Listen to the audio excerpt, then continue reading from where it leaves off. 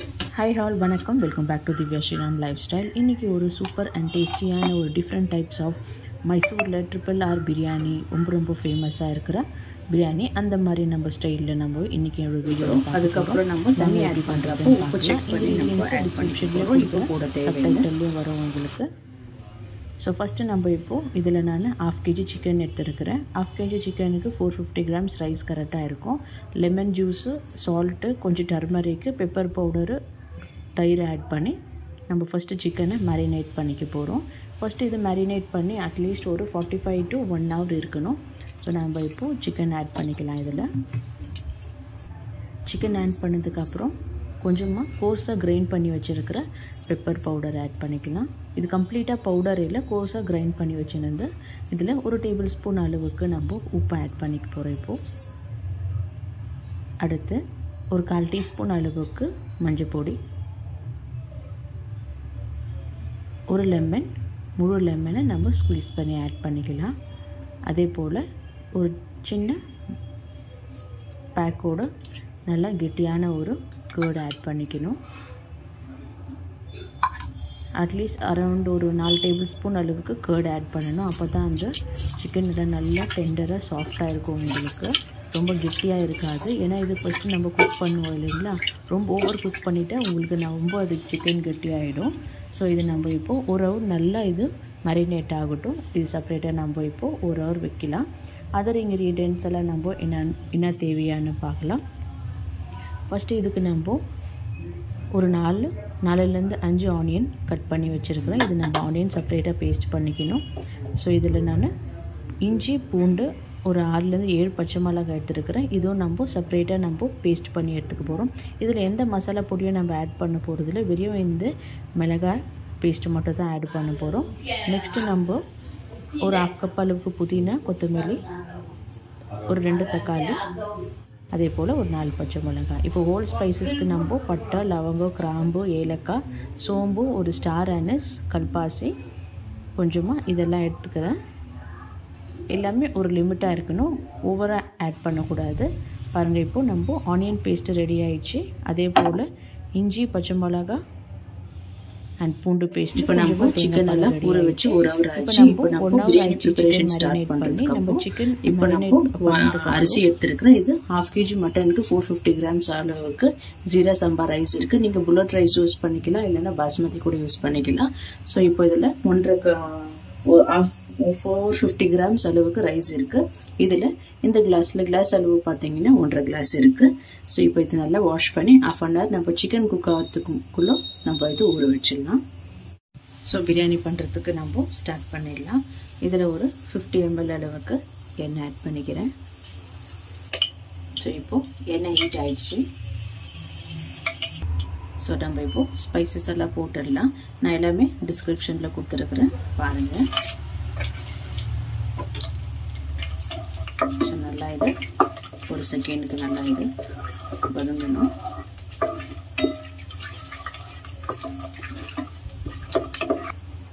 So இப்போ whole spices எல்லாம் நல்லா ரோஸ்ட் ஆயிடுச்சு. இப்போது ஸோ இப்போ நம்ம ஆனியன் பேஸ்ட்டு, வெங்காயம் பேஸ்ட்டு இதை ஆட் பண்ணிக்கலாம். நான் இதில் 4 வெங்காயம் ஆட் பண்ணிக்கிறேன்.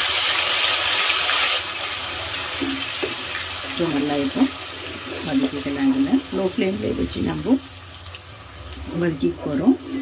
ஏன்னா அந்த பச்சை வாசனைலாம் நல்லா குக்காகி வந்த அப்புறம் தான் நம்மளுக்கு பிரியாணி நல்லா டேஸ்ட்டாக இருக்கும். இது ஒரு 5 நிமிஷம் நல்லா இது குக் ஆகட்டும். ஸோ ஆனியன் போட்டு ஒரு 5 minutes ஆச்சு. நல்லா இது கொஞ்சம் ஒரு 50% நல்லா இது வதங்கிடுச்சு. இதில் நம்ம இஞ்சி, பூண்டு, பச்சை மிளகாய் பேஸ்ட்டு நம்ம இதில் ஆட் பண்ணிக்க போகிறோம். நம்ம இதில் எந்த ஸ்பைசஸும் ஆட் பண்ண போகிறதில்ல, மசாலா தூள் வெறும் நம்ம இந்த பச்சை மிளகாயில் தான் நம்ம அந்த காரம் இருக்கும் பிரியாணியில். இந்த இஞ்சி பூண்டு மொத்தமாக இதிலே பேஸ்ட் பண்ணி சேர்க்குறதுனா பேஸ்ட் பண்ணி சேர்த்துக்கலாம். இல்லைன்னா நீங்கள் மேரினேட் பண்ணுறப்போ ஒரு 2லேருந்து 3 டேபிள் ஸ்பூன் அதில் போட்டுக்கணும். இதில் 1 டேபிள் ஸ்பூன் அளவு போட்டுக்கலாம். நான் மொத்தமாகவே நான் மேரினேஷனில் இஞ்சி பூண்டு போடல. ஸோ அதனால் இதில் ஜாஸ்தியாக போட்டிருக்கேன். நான் பாருங்கள், ஒரு 5 minutesக்கு இது நல்லா இஞ்சி பூண்டு, வெங்காயம் பேஸ்ட்டு, பச்சை மிளகாய் பேஸ்ட்டெல்லாம் நல்லா நம்மளுக்கு குக் ஆகிடுச்சு.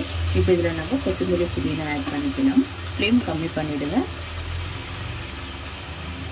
ஸோ இதில் ஒரு 1/2 கப் அளவுக்கு புதினா ஆட் பண்ணிக்கிறேன். அண்ட் ஒரு ஃபுல் கப் அளவுக்கு கொத்தமல்லி ஆட் பண்ணிக்கலாம். அண்ட் ஒரு 4 பச்சை மிளகாய் கட் பண்ணாமல் அப்படியே ஆட் பண்ணிக்கிறேன். ஸோ இப்போ இதில் நல்லா இப்போ வதங்கி வரணும்.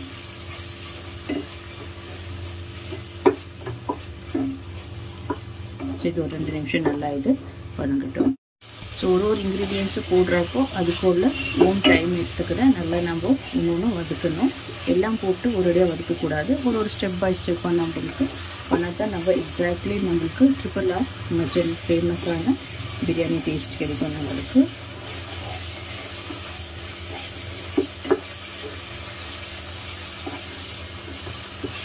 இப்போ நம்ம சிக்கன் மேரினேஷனில் போட்டுருக்குறோம். அதுக்கப்புறம் நம்ம தண்ணி ஆட் பண்ணுறப்போ உப்பு செக் பண்ணி நம்ம ஆட் பண்ணிக்க போகிறோம். இப்போ போட தேவையில்லை. ஸோ பாருங்க 5 மினிட்ஸ் கொத்தமல்லி புதினா போட்டு 5 மினிட்ஸ் ஆச்சு நல்லா வதக்கி இப்போ நம்ம மேரினேட் பண்ணி வச்சுருக்கிற சிக்கனை இதில் நம்ம ஆட் பண்ணிக்கலாம். ஸோ மேரினேட் பண்ணி வச்சுருக்கிற சிக்கனை இதில் ஆட் பண்ணிக்கிறேன். ஸோ சிக்கன் ஆட் பண்ணதுக்கப்புறம் சிக்கனை போட்டு ஒரு 5 மினிட்ஸ் நம்ம நல்லா இதை மசாலாவில் குக் பண்ணணும்.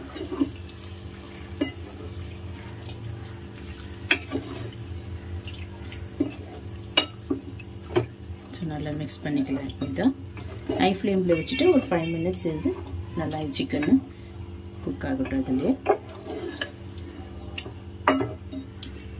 ஸோ இப்போ இதில் நம்ம 2 தக்காளி கொஞ்சம் மீடியம் சைஸில் சாப் பண்ணி வச்சுருக்கிறேன். ரொம்ப சின்னதாக இல்லை, ரொம்ப மீடியம் சைஸில் சாப் பண்ணி வச்சுருக்கிறேன். அதுவும் இதில் ஆட் பண்ணிக்கலாம். இதுவும் தக்காளியும் சிக்கனும் ஆட் பண்ணதுக்கப்புறம் ஒரு 5 நிமிஷம் நல்லா இதில் நம்மளுக்கு குக் ஆகி வரணும்.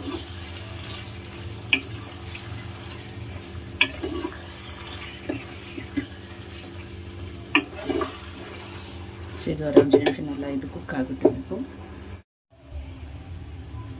ஸோ இப்போ நம்ம சிக்கன்னு டொமேட்டோ போட்டு ஒரு 5 மினிட்ஸ் ஆச்சு. பாருங்கள் அந்த தயிரில் மேரினேட் பண்ணுறது தண்ணியெல்லாம் நம்மளுக்கு ஒரு கப் அளவுக்கு நம்மளுக்கு இது ரிலீஸ் ஆகிருக்கு. ஸோ இப்போ நம்ம 5 மினிட்ஸ்க்கு அப்புறமா ஒரு கப் அளவுக்கு தேங்காய் பால் ஆட் பண்ணிக்க போகிறேன். ஸோ ஒரே மினிட் தான் இருக்கணும் இது தேங்காய் பால் ஆட் பண்ணதுக்கப்புறம். ஏன்னா தேங்காய் பால் தெரிஞ்சு போயிடும். ஸோ தேங்காய் பால் ஜஸ்ட் 1 மினிட் இல்லைன்னா 30 செகண்ட்ஸ் இருந்தால் நம்மளுக்கு போதும். இதில் ஆல்ரெடி இதில் ஒரு கப் இல்லை ஒரு கிளாஸ் 1.5 கிளாஸ் அளவுக்கு தண்ணி இருக்குது. நம்ம 2 கிளாஸ் அரிசிக்காக இன்னும் ஒரு 3 கிளாஸ் தண்ணி சுடு தண்ணி ஆட் பண்ணால் நம்மளுக்கு கரெக்டாக இருக்கும்.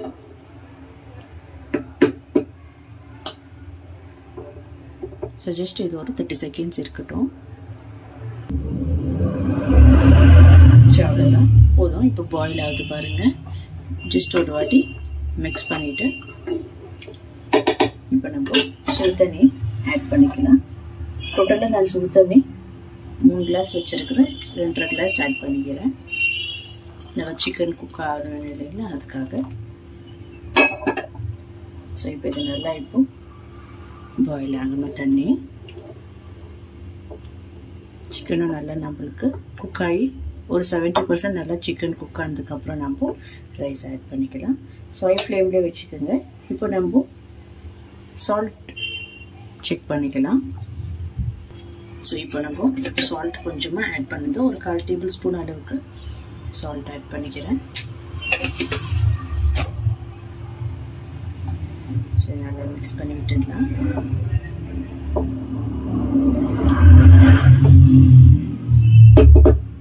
மூடி போட்டுட்டு ஒரு 15 மினிட்ஸ் இது நல்லா சிக்கன் குக் ஆகி வரட்டும். ஒரு மீடியம் ஃப்ளேம்லேயே இருக்கட்டும். மூடி போட்டுட்டு அதுக்கப்புறம் நம்ம பார்க்கலாம். இப்போ இது ஸோ 15 மினிட்ஸ் ஆச்சு. நம்ம தண்ணி ஆட் பண்ணி குக் பண்ணி பாயில் பண்ணுறதுக்கு 15 மினிட்ஸ் அதுக்கப்புறம் பார்க்கலாம்.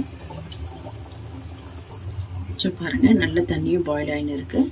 ஜஸ்ட்டு சிக்கனும் குக் ஆகிருக்குன்னா பாருங்கள், இல்லைன்னா இன்னும் கொஞ்சம் நேரம் விடலாம். ஸோ சிக்கன் நல்லா இப்போ குக் ஆகிருக்கு. சால்ட்டு செக் பண்ணிக்கோங்க. நான் ஆல்ரெடி செக் பண்ணி ஆட் பண்ணியிருக்கிறேன்.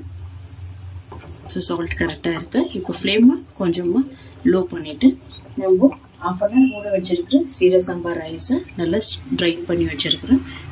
இந்த ரைஸில் ஆட் பண்ணிக்கலாம். ஸோ ஃப்ளேமை கொஞ்சமாக மீடியம்லேயே வைங்க. இப்போது நல்லா கொஞ்சம் ஜென்டலாக மிக்ஸ் பண்ணிக்கலாம். இப்போது ஸோ மிக்ஸ் பண்ணதுக்கப்புறமா நம்ம ஒரு 2 மினிட்ஸ்க்கு லிட் போட்டு வைக்கலாம். 2 நிமிஷம் ஆச்சு.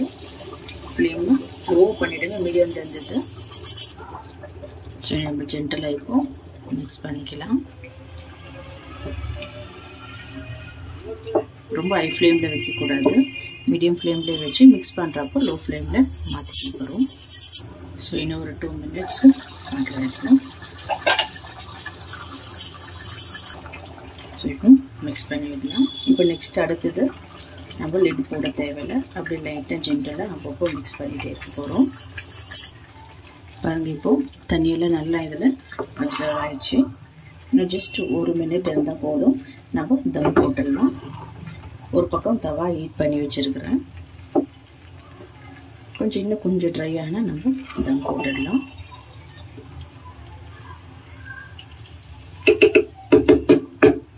ஸோ அவ்வளோதான். இப்போ நம்ம தம் போட்டுடலாம். லைட்டாக மேலே கீ ஆட் பண்ணிக்கலாம். கொஞ்சமாக 1 டீஸ்பூன் அளவுக்கு மேலே லைட்டாக கீ ஆட் பண்ணிக்கிறேன்.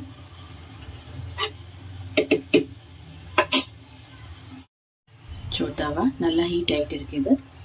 ஸோ ஹை ஃப்ளேமில் வச்சுட்டு இது நம்ம ஒரு அலுமினியம் ஃபாயிலில் கவர் பண்ணிடலாம்.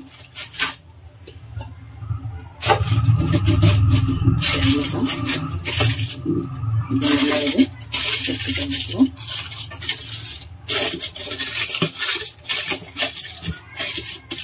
ஸோ ஒரு 15 to 20 மினிட்ஸ் ஆகும் இது நல்லா ரெஸ்ட் எடுக்கிறதுக்கு. அதுக்கப்புறம் நம்ம இதை ஓப்பன் பண்ணி பார்க்கலாம்.